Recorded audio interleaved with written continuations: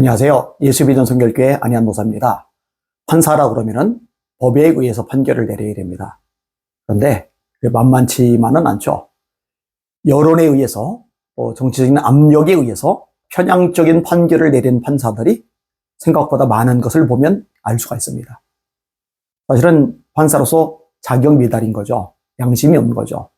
비겁한 거죠. 이번에 윤석열 대통령 탄핵 판결 관련해서 헌법재판관들이 법에 따라서 공정하게 판결을 내린다면 탄핵이 나올 수가 없습니다. 대통령이 고유 통치 행위를 한 게 계엄인데 그걸 가지고서 내란죄다. 말이 안 되거든요. 이런 상황 속에서 이호선 국민대 법대 학장이란 분이 헌법재판관 6분에게 내용 증명을 보냈더라고요. 요거를 잘 귀담아 들으면은 역사의 길이 남을 그런 좋은 판사들로 자리매김할 수 있겠다 생각이 듭니다. 윤석열 대통령 탄핵 심판 관련 당부의 말씀. 2014년 마지막 날 인사드립니다. 저는 국민대학교 법과 대학장으로 재직 중인 이호선 교수입니다. 제31회 사법시험에 합격, 사법연수원 21기로 수료하였으며 한국헌법학회 부회장을 지낸 바 있습니다. 전문가이신 거죠.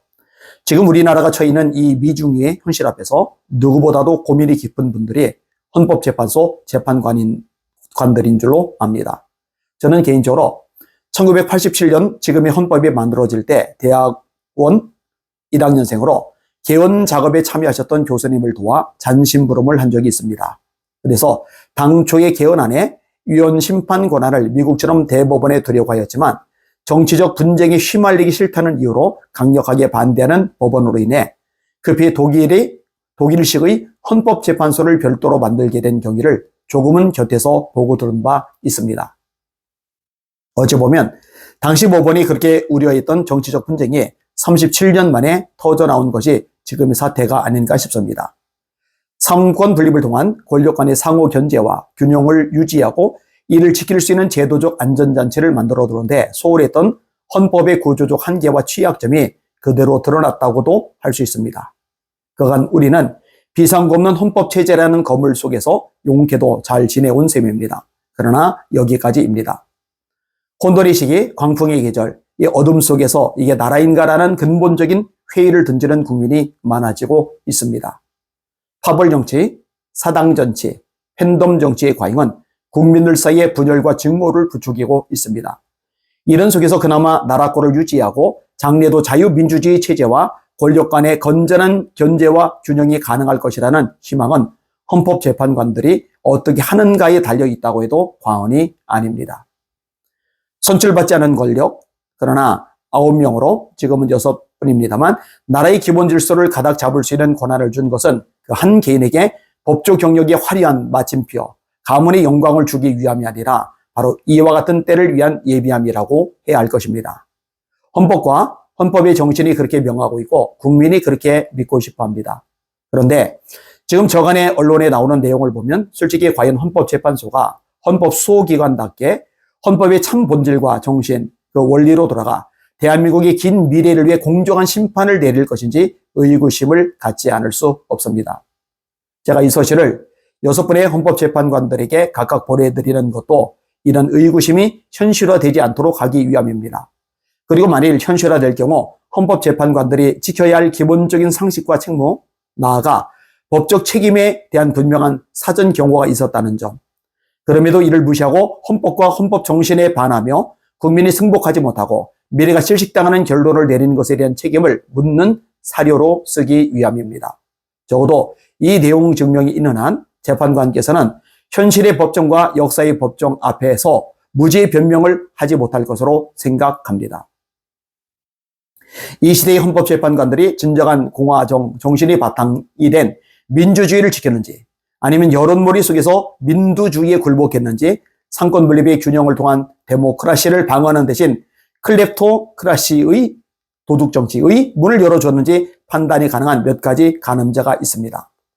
결론이 어떻게 나오든 간에 아래와 같은 쟁점이 이번 윤석열 대통령 탄핵 심판의 심리 과정과 결정문에서 제대로 그리고 충분히 다뤄지지 않으면 헌법재판소의 결정은 헌법의 최후의 수호자로서 저항권을 가는 국민이 승복할 수 없게 되고 그 책임은 전적으로 헌법재판관들에게 있게 됨을 분명히 말씀드립니다. 첫째, 대통령 권한대행 한덕수 국무총리에 대한 탄핵소추 결의 무효 및 의결에 대한 효력 정지 가처분 인용 여부를 신속하게 결정해야 할 것입니다. 헌재가 진정으로 조속한 국정 안정을 바라고 공정하고 책임 있는 헌법 수호기관이라면 이 문제를 하루라도 미루어두면 안 됩니다. 권한대행의 권한대행인 최상목 부총리의 헌법상 지위를 둘러싸고 국회 제적의원 150일 이상 찬성이면 족한가 아니면 최소한 200명 이상이어야 하는가 논란이 있다는 것은 현재 대한민국 행정부 수반대행의 지위가 매우 유동적이고 불확실하다는 것을 의미합니다. 여기에 헌재의 침묵이 길어진다는 것은 헌법 수호를 통해 달성하려는 1차적 목적인 국정 안정을 헌재 스스로 외면하는 것입니다. 그리고 나아가 민주당과 민주당 다선 의원 출신 우현식 국회의장의 151석 이상 찬성이면 족하다는 일방적 주장과 무권 해석을 헌재가 사후 승인하고 보증해주는 것입니다. 그런 점에서 헌재 공보관이 대언론 브리핑을 통해 헌재 결정 전까지는 최상목 대행 제재가 유효하다고 하는 것은 대단히 부적절합니다. 내부적으로 헌법재판관들 사이에 의견 조율 없이 이런 말이 나왔다면 해당 헌재 공보관에게 책임을 물어야 합니다. 만일 내부적으로 의견 조율이 되었다면 공식적으로 효력 정지 가처분 인용 여부 결정을 미뤄둘 이유가 없습니다. 속된 말로 공보관 입을 통해 여론 간보기를 한 것이라면 지금 헌재의 실상을 보여주는 단면이라고 하지 않을 수 없습니다. 앞으로 헌재의 처시를 예고하는 것으로도 볼 수 있습니다. 공보관을 엄중히 문책하거나 공보관도 억울한 측면이 있다면 당장 얕은 정치적 수를 버리고 전국 불안정을 부추기고 방조하는 행태를 중지해야 할 것입니다. 혹이라도 사무처의 책임을 돌릴 생각은 마시기 바랍니다. 민주당의 최권한대행은 물론 그 이후에도 탄핵을 공언하면서 국무회의를 마비시키겠다는 의사를 공공연하게 드러내는 마당에 151석 이상이면 언제라도 그것이 가능하도록 문을 열어둔다는 것은 헌재를 민주당의 법률 부속기관의 역할로 격화시키는 것으로밖에 볼 수 없습니다. 참으로 부끄러운 일이고 국민의 엄중한 심판을 면하지 못할 것입니다. 둘째, 지금 헌재의 태도에서 보여지고 있는 우려선 점 중에 하나는 탄핵 인용 여부를 결정함에 있어서 헌법상의 절차적 규정, 개헌법과 같은 하위 단행법을 법률 요건 위반만을 들어 탄핵을 결정하고 이 사유만으로 탄핵이 충분하니 나머지는 살필 필요가 없다는 식으로 사건을 뗄 가능성이 있다는 것입니다. 재판관께서 스스로 과연 이런 식의 결정이 된다면 용납할 수 있을지 심각하게 고려해 보기 바랍니다. 단심제인 현행 헌법재판 하에서 원님 재판이라도 재판은 재판이기에 그 결정이 일단 효력은 갖겠지만 과연 정치적, 법적으로 지속 가능할지 깊이 생각해야 할 것입니다. 헌법재판소는 개개의 단편적 규정과 법률 문구가 아닌 헌법 정신과 헌법의 전 체제를 염두에 두고 여기에 맞도록 국가의 중차대한 법리적 갈피를 잡아주어야 합니다. 사건을 빨리 떼어버리고자 습을 외면한 채 나무만 보는 졸속 결정을 한다면 설령 전원 합의 형식으로 공동 운명체를 결성하여 책임을 희석해보고자 해도 쉽지 않은 도피가 될 것입니다. 잘 아시겠지만 대한국민국은 언제부터인지 과거사에 대하여 소급특별법으로 책임을 묻는 것이 아주 흔한 나라가 되어 버렸습니다. 물론 이런 법문화 형성에는 그간 헌법재판소의 공이 컸음을 지적하지 않을 수 없습니다. 분명하게 말씀드립니다. 대통령이 비상기업을 발동했다는 사유로 들었던 국회 입법권 남용, 탄핵권 남발, 예산 삭감으로 인한 행정부 기능 마비 현상과 선거 시스템의 부정 행위 개입 가능성에 대하여 사실조사와 헌재 판단이 있어야 합니다. 그런 점에서 선입 선출의 원칙에 따라 헌재에 이미 계류 중인 방통위원장, 검사들 그리고 2024년 12월 3 비상기업 선포 이전에 이미 야당에 의해 탄핵 소추가 예고되어 있었고 실제로 탄핵 소추된 감사원장과 이창수 서울중앙지검장에 대한 탄핵 인용 여부를 대통령 탄핵 결정 이전에 먼저 판단해야 할 것입니다. 왜냐하면 이 사건들과 대통령의 비상기업 발동은 불가분의 관계에 있기 때문입니다. 검사들과 검사원장 등에 대한 탄핵소추가 있다면 그것부터 받아들여 검사들과 감사원장을 파면하고 대통령의 판단이 잘못되었다고 해야 합니다. 그렇지 않고 만일 일단 대통령은 먼저 파면하고 이들에 대한 탄핵소추를 기각하면 민주당의 탄핵권 남용, 입법부에 의한 행정부 마비 시도 행태에 대하여 헌재가 면죄부를 주는 셈이 됩니다. 그리고 이런 자가당착적 모순과 헌재의 기회주의적 행태는 국민의 승복을 가져오지 못해 사회를 더 큰 혼란에 빠뜨리게 될 것입니다. 그리고 이에 따른 책임은 오로지 시대적 소명을 저버리고 반쪽짜리 입맛에 맞는 발췌 심판을 한 헌법재판관들에게 있는 것입니다. 결론이 어떠하건 최소한 그 심리의 대상을 헌재가 일방적으로 입맛에 맞게 자르고 건너뛰면 안 될 것입니다. 절차적 정당성, 절차에 대한 승복이 있어야 내용과 결과에 대한 승복도 따라오게 된다는 기본적 법적 정의의 관념을 되새겨야 할 것입니다. 선거 시스템과 관련하여서는 부정선거의 유무가 아닌 부정이 개입할 수 있는 시스템적 약점이 있는지, 이 약점을 선관위가 얼마나 시정하기 위한 점을 객관적으로 보여주었는지가 파악해야 할 것입니다. 교통사고의 확률이 아주 낮은 평생모범 운전자라도 자동차 보험을 드는 것은 혹시라도 모를 그 낮은 확률에 따른 사고 발생에 대비해서입니다. 민주주의 정당성의 근간인 선거 시스템에 맹점이 있다면 그 위험성을 차단하기 위한 조치는 당연히 있어야 하는 것입니다. 이 문제를 단순하게 부정선거가 있다, 없다의 논환으로 치환한 다음 부정선거의 증거 없으니 판단할 필요가 없다고 소위 쟁점을 걷어차버리면 사안의 본질을 호도하는 것이고 재판관으로서 직무를 유기하는 것입니다. 코를 훌쩍이며 요리하는 주방장이 있다고 칩시다. 콧물이 떨어지는 것을 봤다는 사람도 있고 보지는 못했으나 찜찜해서 못 먹겠다는 손님도 있었는데 주인이 아무런 문제가 없다고 음식을 권할 수는 없는 법입니다.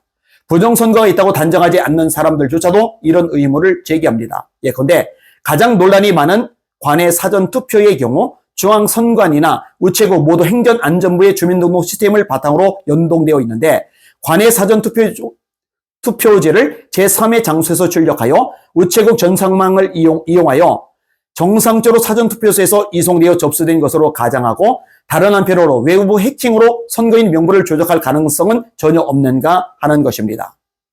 이해가 가지 않는 것은 이런 논란은 관련 법에 명시된 대로 사전투표 관리관이 개인 도장을 찍도록 하면 상당 부분 불식될 수 있음에도 중앙선관위가 한사코 이를 거부하고 있다는 것입니다. 이미지 출력을 고집함으로써 사실상 사전투표 관리관의 직접 확인 여부가 불가능하게 되고 어디에서간 투표용지 인쇄가 가능하도록 길을 기술적으로 열어두는 이유를 이해하기 어렵습니다. 선관위의 막무가내 이미지 입력 고집이 실수를 가장하여 열쇠를 반복적으로 떨어뜨리는 자, 그 열쇠를 주어 문을 여는 자, 이렇게 역할 분담을 염두에 두고 있기 때문이 아닌가 하는 의구심으로 이어지는 것은 선관위 스스로 초래한 것입니다.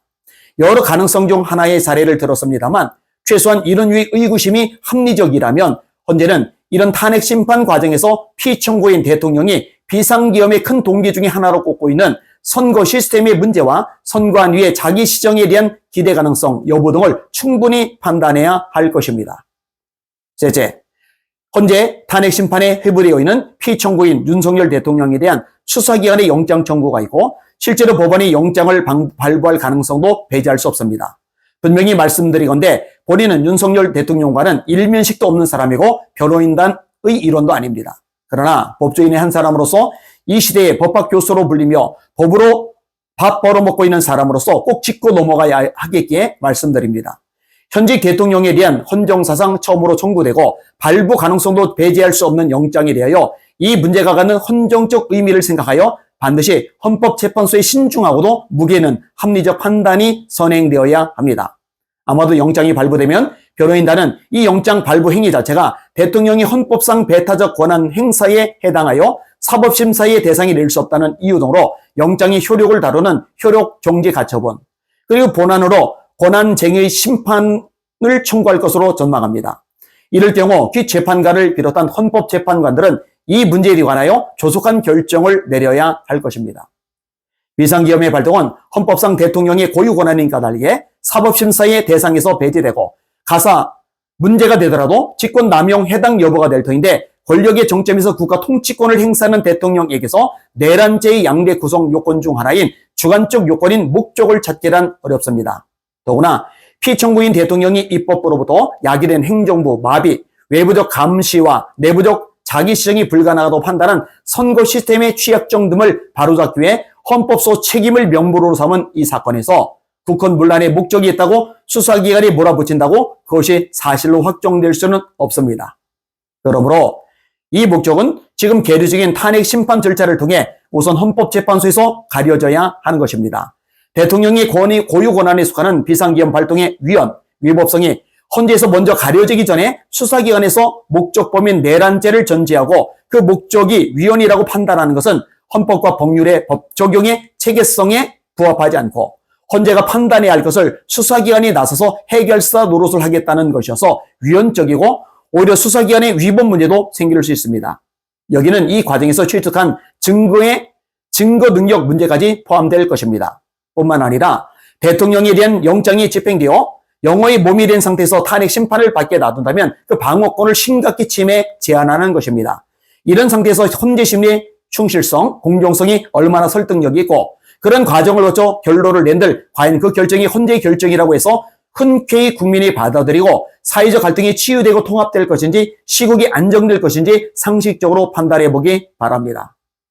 이렇게 된다면 무죄 추정의 원칙은 물론 대통령이 헌법상 고유 권한 행사라는 헌법적 논쟁을 헌재가 무시하고 파면이라는 답을 정해놓고 일부 정치권과 쉽게 들끄는 여론과 합세하여 절차적 규정을 담고 있는 개헌법이라는 단행 법률에만 기대어 사법 린치를 가하여 결국 윤석열 대통령 개인이 아니라 이 나라 헌법 질서 체계 전반을 중태에 빠뜨리고 정작 헌재 자신도 상위의 헌법이 요구하는 절차적 정당성을 저버렸다는 비난과 책임을 면키 어려울 것입니다. 지금의 이 사태에 관련하여 금년 2024년 7월 1일 미 연방대법원에서 트럼프가 재선 과정에서 벌였던 선거 사기 주장 관련 기소되었던 사건에서 미국 역사상 처음으로 본격적으로 대통령의 재임 중 권한행사와 관련하여 내란 판결문 일부를 소개합니다. 헌법재판관들의 조력도 많이 받고 있으니 이미 다 알고 있으리라 생각합니다만 헌법재판 연구관들이 조력도 많이 받고 있으니 이미 다 알고 있으리라 생각합니다만 그래도 다시 한번 주요 판결 요지를 말씀드립니다. 핵심은 대통령의 권한행사 중 공식행위, 특히 헌법이나 헌법 원리에 근거한 권한행사에 대하여는 형사소추로부터 절대적 면책이 허용되어야 하고 이는 사법심사의 대상이 아니라는 것입니다. 즉 대통령 재임 기간 동안 취한 행위에 대하여 공소제기가 가능한지를 보기 위해서는 헌법상 대통령의 권한을 우선 파악해야 하고 그 과정에서 개별적 법률을 넘어 헌법과 그 정신을 포함한 법체제 전반을 생각해야 하는 까닭에 대통령의 권한이 정당한가 권한 행사를 통해 하려 했던 동의를 혼동해서는 안 되고 또한 대통령의 권한을 하위 법률을 위반했다는 것만으로 바로 권한밖의 행위로 간주되지도 않는다는 것입니다. 그리고 사법부, 우리 경우 헌재는 법의 권력 구조에 미칠 장기적이고 지속적인 영향을 보아야 하고 대통령이 권한을 행사하게 된 동기는 원천적으로 사법심사에서 배제된다는 것입니다. 대통령이 행동할 수 있는 권한은 필연적으로 의회의 행위나 헌법 자체에서 나오는 것이다. 특히 헌법 자체에서 나오는 경우 대통령의 권한은 종종 최종적이고 논쟁의 여지가 없고 다른 논의나 절차에 대한 배제적 성격을 갖는다. 종국적이며 배제적인 권한을 행사하면서 대통령은 의회의 명시적 또는 묵시적 의지와 양립할 수 없는 조치도 취할 수 있다. 대통령의 배타적 헌법상의 권한은 그에 관한 의회의 행위를 제한한다. 그리고 법원은 헌법이 대통령에게 배타적으로 부여한 권한에 따라 대통령이 행동할 때 대통령의 재량권에 대한 사법심사를 할 권한이 없다. 대통령의 행위가 그의 종국적이면서 배제적인 헌법상 권한 내에서 이루어진 경우 이에 대하여 의회는 법률로 막을 수 없고 법원은 사법심사를 할 수 없다. 따라서 의회의 법률은 그것이 대통령을 특정하여 제정되어 있는 것이건 아니건 일반적으로 적용되는 법률이건 이것으로 대통령이 그의 배타적 헌법적 권한 내에서 행한 행위를 범죄할 수는 없다. 법안 역시 그런 대통령의 행위에 대한 수사에 따라 기소된 형사사건에 관하여는 심리할 수 없는 것이고 이에 따라 이 법원은 대통령이 헌법상 권한의 배타적인 영역 내에서 행한 행위에 대해 형사소추로부터 절대적으로 면제된다고 판시하는 것이다. 판결문 내용들입니다. 이 사건은 전례 없는 성격을 지니고 있고 매우 중요한 헌법적 질문들을 제기함에도 불구하고 하급심들은 실속하게 매몰되어 판결을 내렸다.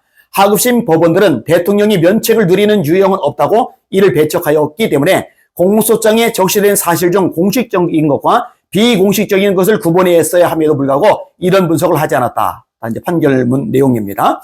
이 법원이 인정하고 있는 면책은 대통령의 공식 책임의 외곽 경계까지 확장되며 이는 그 행위가 명백하게 또는 뚜렷하게 그의 권한을 벗어나지 않는 한 적용되는 것이다. 역시 판결문입니다. 공식적인 행위와 비공식적인 행위를 구분하기 위해서 법원은 대통령의 동기에 대해 조사할 수는 없다. 그러한 조사는 부적절한 목적으로 이루어졌다는 단순한 주장만으로도 가장 명백한 공식 행위조차 사법적 검토 대상이 되게 할 위험이 있으며 이런 면책을 통해 보호하려는 헌법 제2조의 공익에 대한 침해를 가져올 수 있다.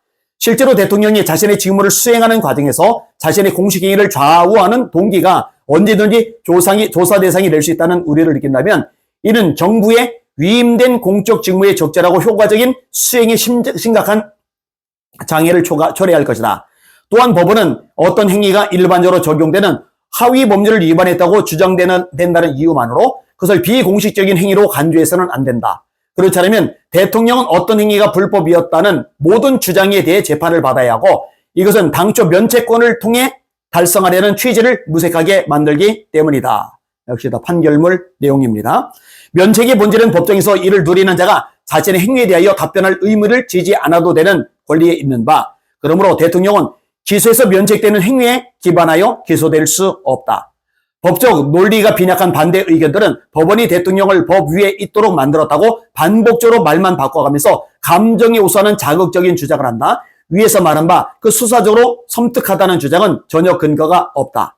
다른 모든 사람들과 마찬가지로 대통령도 비공식적 지위에서 기소의 대상이 될 수 있지만 그 누구와도 달리 대통령은 정부의 한 부서이며 헌법은 대통령에게 광범위한 권한과 의무를 부여하고 있다. 이런 현실을 고려하고 대통령이 헌법 제정자들이 예상한 대로 강력하게 그 권한을 행사할 수 있도록 보장하는 것은 그를 법 위에 두는 것이 아니라 그 법이 근거를 두고 있는 헌법의 기본 구조를 유지하기 위한 것이다. 아주 명확하죠. 명쾌하죠.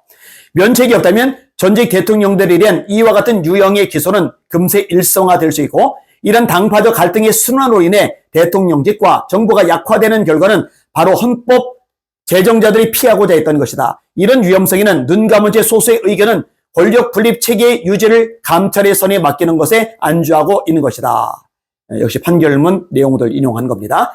이 사건은 전직 대통령이 대통령 재임 중 수행한 공식 행위에 대해 기소되는 시점이 언제인가라는 지속적이고도 중요한 질문을 제기하고 있다. 미 압중국은 그 전에는 이 질문에 답할 필요가 없었다. 그러나 오늘날 이 질문을 다룸에 있어서 정치권이나 일반 대중과 달리 미 압중국 대법원이 현상적인 급박한 상황에만 매몰되어 그것만 보거나 그것만 주된 대상으로 삼을 수는 없다. 이와 같은 사건에 있어서 일시적인 결과에만 초점을 맞추게 되면 권력 분립과 미합중국 공화국의 미래에 심각한 부작용을 초래할 수 있다. 역시 판결문입니다. 내용들이 이것 말고도 꽤 많아요. 이 정도까지만 인용해도 사실은 충분히 의사가 전달되었으리라고 생각이 되어집니다. 이 내용은 제가 유튜브 커뮤니티란에 다 올려놓도록 하겠습니다. 한번 꼭 읽어보시길 바랍니다. 대한민국 지금 법치를 무너뜨리고 있죠. 더불어민주당 이재명 대표, 민주당 의원들, 그리고 눈치 보는 비겁한 정치인들, 그들 때문에 나라가 아주 엉망진창이 되고 있어요. 이거 그대로 넘어가도록 내버리면 대한민국은 끝장입니다. 여러분들 아셔야 됩니다. 그리고 기도 많이 해주시길 바랍니다. 날마다 주님 바라보고 주님의 이름으로 전진하며 승리합시다. 할렐루야.